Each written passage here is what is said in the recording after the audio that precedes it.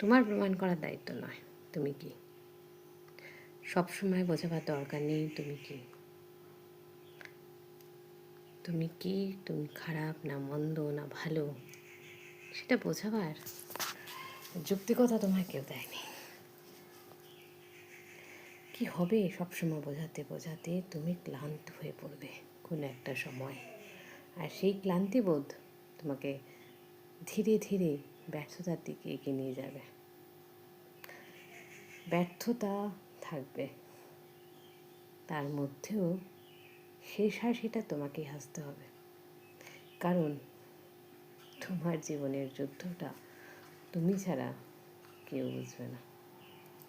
তাই সব সময় নেই, ভালো নেই, খারাপ আছি, এটা বলতে বলতে দেখবে তুমি নিজের কাছে ক্রমান্বয়ে হাঁটছ।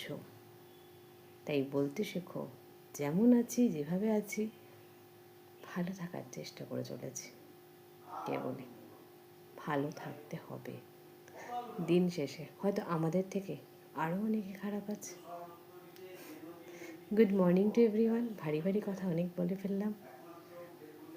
সবাই ভালো থেকো, সুস্থ থেকো, নিজের যত্ন নিও, আর প্রত্যেকে সাপোর্ট করো। ভালো লাগলে কমেন্টে জানিও। এখানে শেষ করছি আজকের মতন ভিডিওটি। দেখা হচ্ছে আবার একটি নতুন সকালে, নতুন একটি শুভেচ্ছায়, নতুন ভালো দিক নিয়ে কোনো কিছু তুলে ধরার চেষ্টা করবো তোমাদের সামনে।